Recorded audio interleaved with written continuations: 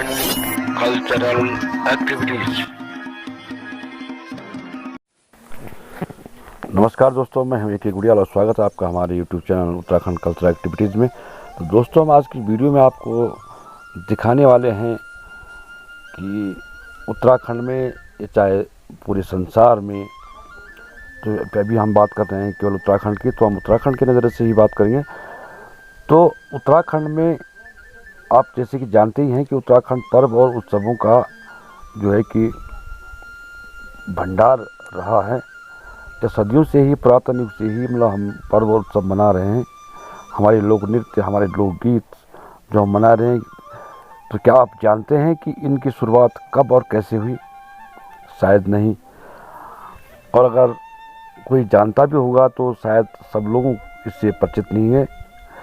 तो आज की इस वीडियो में मैं आपको विशेषतर इन्हीं बातों से रूबरू करवाऊंगा कि हमारे उत्तराखंड में जितने भी पर्व और उत्सव हैं उनकी शुरुआत कैसे हुई, हमारे जो लोक नृत्य हैं उनका शुभारंभ कैसे हुआ, हमारे लोकगीत हैं उनका शुभारंभ कैसे हुआ, मानव कृषि और पशुपालन की ओर कैसे बढ़ा, कहाँ से शुरुआत हुई।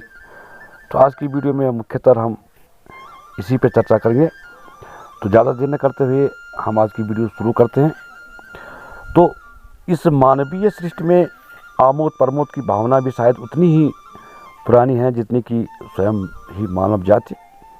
तो उसके प्रारंभिक काल के कठोर जीवन संघर्ष के दौरान ऐसे अवसर भी आते रहते होंगे जबकि वह अपने सारे कष्टों को भूलकर नाच उठता होगा या अपनी खुशी के इजहार के लिए कुछ गा उठता होगा। कभी विपक्षी पर अपनी विजय के अवसर पर, तो कभी अपने शिकार की सफलता के अवसर पर, तो कभी प्रकृति के इस मोहक और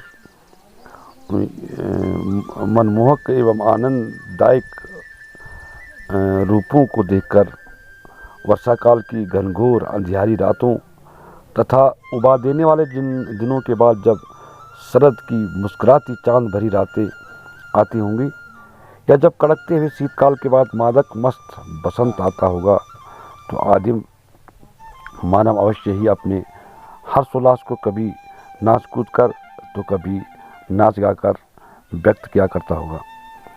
तो इसी हर्ष अभिव्यक्ति के ही अवसर धीरे धीरे समयबद्ध उत्सवों की आधार भित्ति बनते रहे होंगे और सभ्यता के विकास के साथ साथ इनके रूपों में भी परिवर्तन और परिवर्धन जो है कि दोनों होता रहा होगा।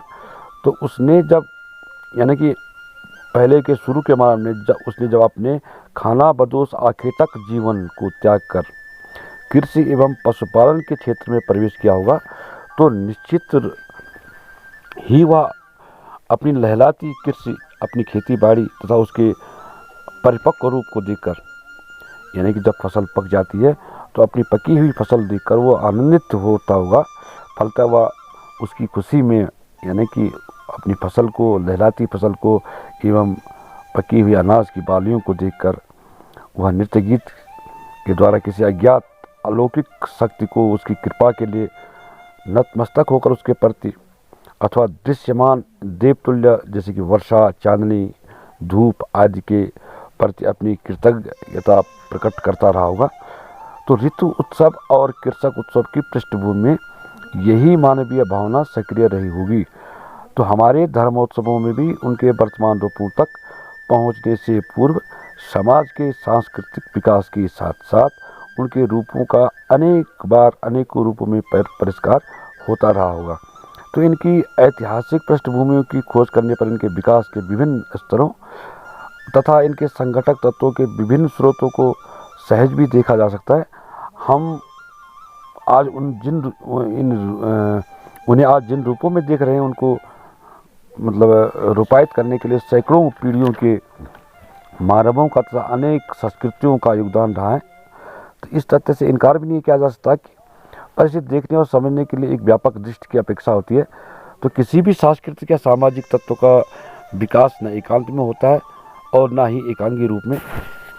हमारे सामाजिक जीवन में इसे सुखमय बनाने के लिए जहाँ विभिन्न प्रकार के भौतिक साधनों को प्राप्त करने की निरंतर चेष्टा की आवश्यकता होती है, वहीं दूसरी ओर इसमें समय समय पर इस यात्रा पथ में आने वाले कष्टों के भार को हल्का करने तथा जीवन में नया उल्लास उत्पन्न करने तथा जीते रहने की प्रेरणा देने वाले हर्षोल्लास के अवसरों की भी आवश्यकता हुआ करती है। आज का पर्वतीय मानव परिवर्तित स्थितियों के फलस्वरूप भले ही अनेक प्रकार की सुख सुविधाओं से संपन्न जीवन यापन करने लगा हो, पर उसका अतीत सदा ही इन भौतिक सुख सुविधाओं से वंचित रहा है। उसे जीवन की सर्वसामान्य सुविधाओं के लिए भी कठोरतम संघर्ष करना पड़ा है। उसके सतत अभावग्रस्त अंधकार में जीवन को यदि कोई प्रकाश की किरण अक्षण भर के लिए चमका जाती थी तो वह थी उसके पर्वों और उत्सवों की एक अमर ज्योति, जो कि विपन्न से होकर संपन्न तक के सभी घरों में समान रूप से अपना प्रकाश बिखेर जाती है। तो ये थी वीडियो हमारे पर्व, उत्सव, नृत्य और लोक नृत्य और लोकगीतों के शुभारंभ से संबंधित ये वीडियो। तो आशा करते हैं कि हमारा आज का ये वीडियो आपको ज़रूर पसंद आया होगा। और अगर आप हमारे चैनल पे नए हैं तो प्लीज़ हमारा चैनल भी सब्सक्राइब करें, ताकि उत्तराखंड से संबंधित आप हमारी हर वीडियो का आनंद ले सकें। और साथ में हमारा ऑल नोटिफिकेशन वाला बेल भी ज़रूर प्रेस करें, ताकि आने वाली हर वीडियो आपको मिले सबसे पहले। तो आज के लिए बस इतना ही। अब दीजिए इजाज़त, मिलते हैं आपके अगले वीडियो में एक नेक्स्ट टॉपिक के साथ। तब तक के लिए दीजिए इजाज़त। धन्यवाद। जय हिंद, जय भारत, जय उत्तराखंड।